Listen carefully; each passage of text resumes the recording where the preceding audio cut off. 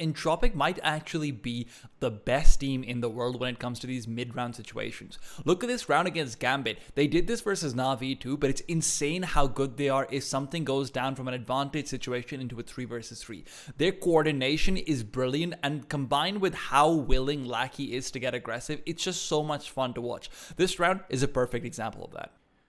Okay, so this is where you have to keep in mind what the minimap looks like when we're starting this off. First of all, you've got to look at Nickelback. So Nickelback's about to take a duel versus 2 players with an MP9. He's pushed up forward using all of the early advantage they have in this 5v4 to maintain control over long. He'll get the first kill, but won't really be able to come through on the second one. So we'll watch while that happens, and we'll see exactly how the reaction comes from Gambit. Because Gambit will play this perfectly. They're able to bring it back to a 3v3 by combining the timing where Nickelback is then taken down with the assumption that, okay, if there's a player on A, he might have to take more care of long, and they send forward Hobbit to win the duel over here up against Crad. When both of these players go down, it's a 3 versus 3, and that's where Gambit should be able to theoretically start bringing it back, but we've got to wait and see how exactly it actually pans out. So as you can see over here, they've got a decent idea.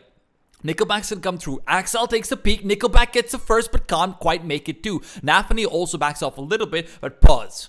Now Hobbit's got the kill.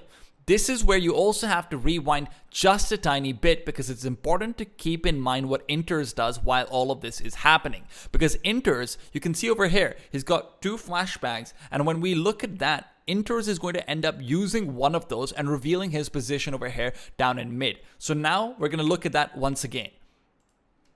Okay, Inter's flashbangs used up over here. He keeps the mid players at bay for as long as he can. We're back to a 3 versus 3. Question is, how exactly is the reaction from Entropiq going to be setting up? And as you can see moving forward, it's back to a 3v3, and you're probably thinking, okay, there's a player all the way back in B. There's one player who is over in long, so they'll have to take care of a lot more things. This could actually be a pretty damn good round coming through for Gambit to recover from a 4 versus 5. But the way Entropiq plays it completely shuts down any possibility.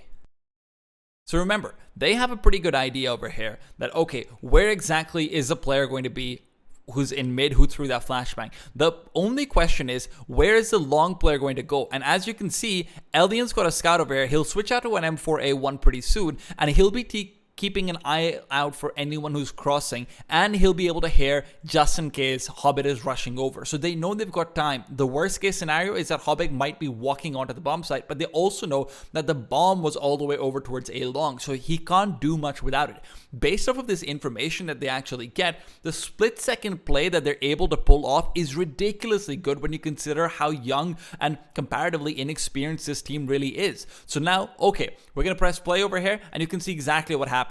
Inters is facing off. Lackey doesn't hesitate at all. It's a 3-second time, and the only reason why he waits is because he's waiting for Forrester to come through to be able to throw a flashbang forwards for him to push through the smoke as well. So Lackey's going to come through. He hears a flash going out. He pushes out a little bit early. He'll get this first kill. Okay, that's easy enough. But what's really important is Lackey's awareness that comes out later on, because they realize that Nafany hasn't actually crossed over yet. So Lackey immediately ducks himself back into this corner angle where Nafany can't quite get a great spray down, can't really isolate a duel out too easily, especially given, this is where it gets interesting, where Forrester is playing for. Because if Nafany wanted to get up on top of this particular ledge to have a better sightline, Forrester would be able to take him down over there. So really, Lackey's made this not a 1v2, but he's made it into a 2 versus 2, and then after getting the first kill, a 2 versus 1.